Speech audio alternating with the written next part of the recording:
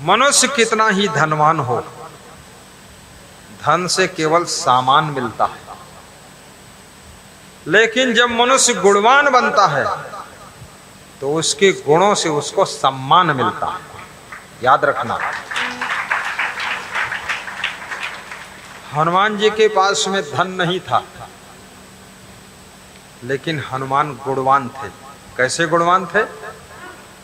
हनुमान चालीसा जिसने पढ़ा होगा तो पहली चौपाई है, बहुत सी महिलाएं भी हनुमान चालीसा पढ़ती हैं और वही पढ़ते ज्यादा जिनको भूत प्रेत का डर लगता है। जय हनुमान ज्ञान गुण सागर। देखिए, हे हनुमान तुम्हारी जय हो, तुम ज्ञान और गुण के सागर हो। हनुमान जी में एक दो गुण नहीं थे, वे गुणों के सागर थे। हनुमान के पास में बुद्धि और ज्ञान थोड़ा मोड़ा नहीं था। आज किसी आदमी से पूछो तुम्हें सामाजिक ज्ञान है, कि हाँ थोड़ा थोड़ा है। फिर पूछो इंग्लिश का ज्ञान है, बोले हाँ थोड़ा थोड़ा। पूरा कुछ भी नहीं है। मैथमेटिक कितनी आती? बोली थोड़ी मोड़ी आती है। हिंदी कितनी आते है? बोले हिंदी भी हाँ थोड़ी मोड़ी आती है। राइटिंग कैसी कर? राइटिंग ठीक नहीं है, सब थोड़ा मोड़ा। थोड़ा मोड़ा से काम नहीं चलेगा। मर्मज्ञ बनो, विशेषज्ञ बनो, स्पेशलिस्ट बनो, ऑल नॉलेज, उसके गहराई तक जाओ। हनुमान जी ज्ञान के सागर थे। मनोजवम मारुत वेग तुल्यम वानर यूथ मुख्यम। वानरों की जो सेना थी उसके सेनापति हनुमान जी थे, मुख्य सेनापति, चीफ। अब सोचिए,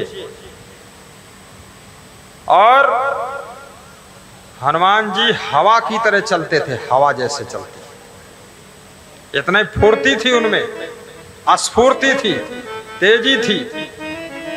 हनुमान जी मारुत वेग तुल्यम मनोजवम।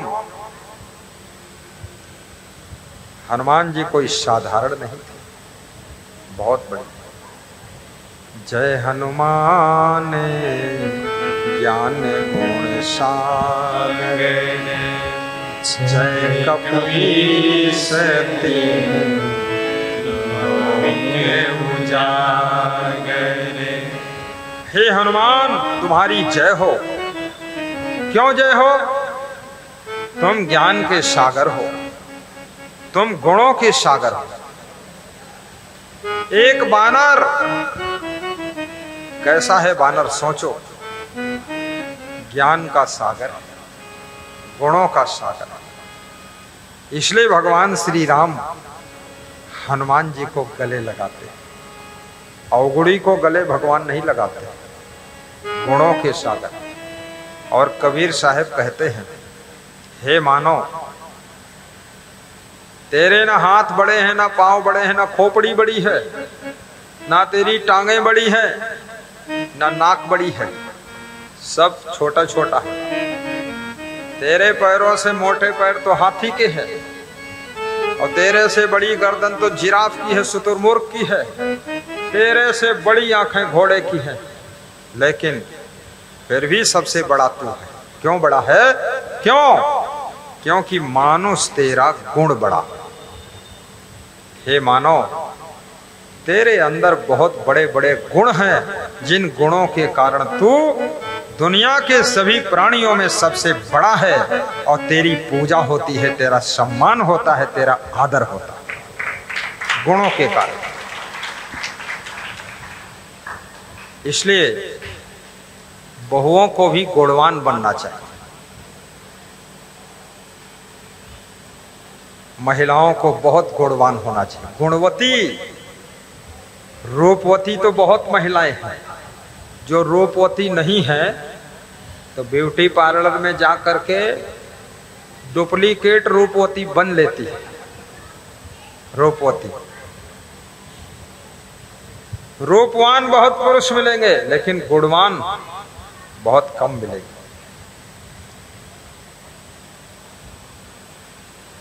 धनवती भी बनो, रूपवती भी बनो और गुणवती बनो और प्रेमवती बनो, परिवार में प्रेम भी रखो। मैं मध्य प्रदेश में मंदसौर जिले में दोपहर में गाड़ी से आ रहा था तो एक मोटरसाइकिल खड़ी थी सड़क किनारे, उस पर एक आदमी बैठा था और पीछे से एक स्त्री उसको मुक्कों से मार रही थी और बाल बहुत सुंदर लटक रहे थे उसके। तो मेरे साथ में एक पुलिस गाड़ी थी तो हम रोक नहीं पाए, वो गाड़ी निकल गई। नहीं हम रोकते, पूछते भाई क्यों मार रही, किसको मार रही। तो बात को पता चला वो उसी का पति था, पति को मार रही थी और पति हाईवे के किनारे अपने को मरवा रहा था कि कूट लो जब तक कूटक है। अब ये ऐसी गुणवती है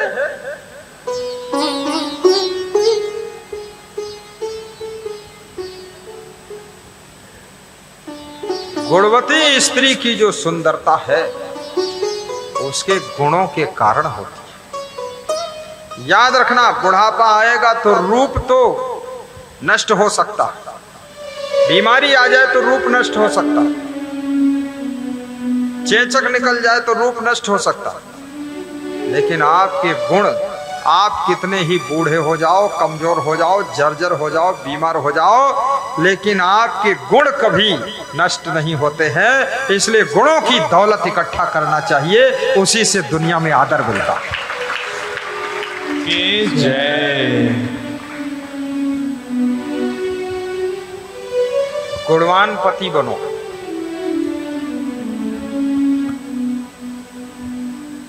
राजस्थान में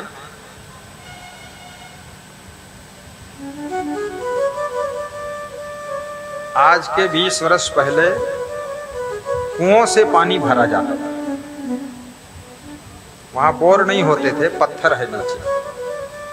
अब बोर सक्सेस हो रहे हैं, नई नई मशीनें आई। तो